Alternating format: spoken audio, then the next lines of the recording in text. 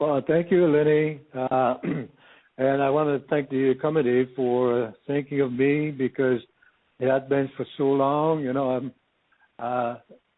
After a while, you sort of don't wait anymore because I didn't think probably we'll never make it, but that is an incredible surprise, and I'm very proud of what we did as a team in Montreal and all the other teams in LA.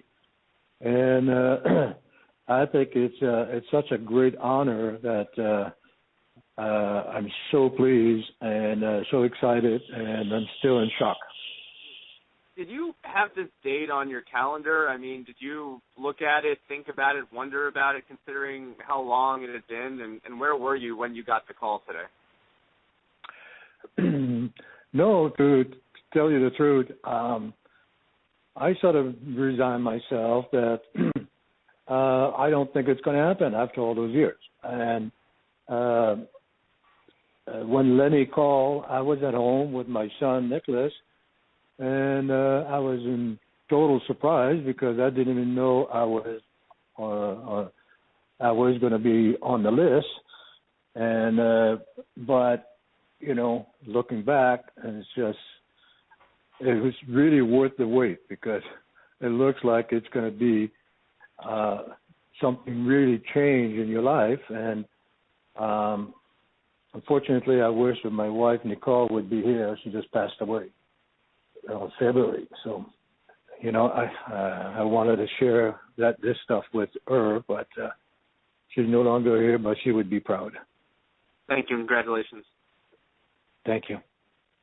Congratulations. I'm just wondering if you think that because you played so many of your best years in Los Angeles when maybe there wasn't so much coverage and that maybe that prevented you from getting into the Hall of Fame sooner. Yeah, you're probably correct. When in those days, with that 3-hour difference, there was not a whole lot of coverage from the team back in the West here.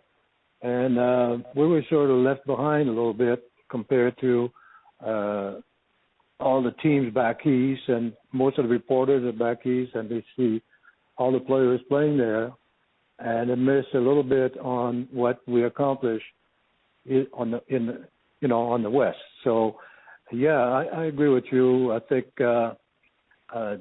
things have changed now, but in my days, I don't think we had the publicity that we should have. Hello. Once again, the question is for Mr. Vachon. I have two questions for him. Well, first of all, félicitations, Mr. Vachon. Congratulations. My first question is, you won 3 Stanley Cups with the Montreal Canadiens, but besides that, what are your best memories with Montreal?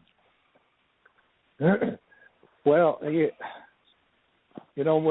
had such an incredible team at that time, back in the middle 60s and 70s, playing with Hall of Fame like John Billiveau and André Richard and all these guys.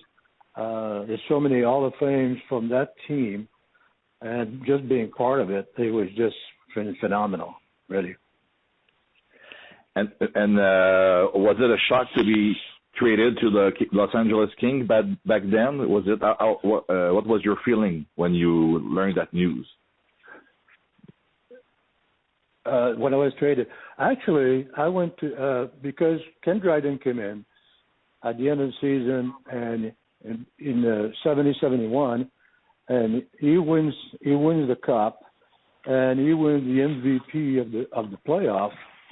So there was not a whole lot of room for me to stay with Montreal Canadiens at the time. So actually, that summer I went to see Mr. Sam Pollock, the manager, and I asked to be traded because I was still young, and I could have stayed and maybe played 20 games for Montreal, being the backup. But at that time, I still wanted to be number one goalie, and I didn't care where I was going as long as I wanted to be number one. So I wound up in LA, and it worked out very well.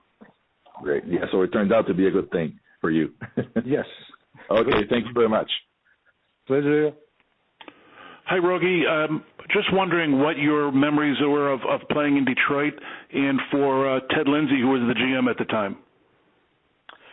Oh, it was a lot of fun. I wish I would have played better for the 2 years that I was there. And there was a little bit of history because when I got traded to Detroit, my first year we closed the old Olympia, and the year after we moved into the new building. So it was a very good time. Everybody was excited, and like I said, I wish I would have played a little better in Detroit, but things didn't work out as well as I thought it would be. But that's hockey, but I love it. I love the city. The fans are fantastic, and they've been having a great team ever since.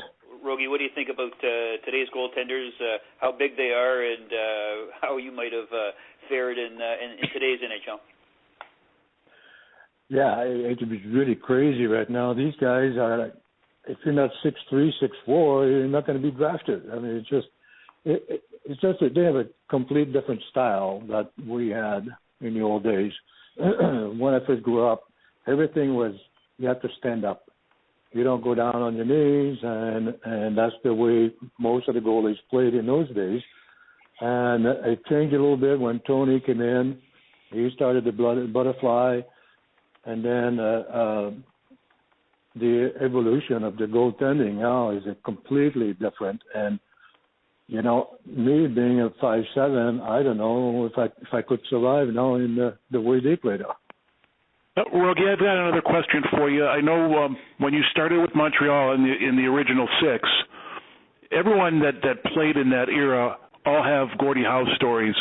Do you have a similar story of how he may have introduced you to the league? I probably have the best story of them all.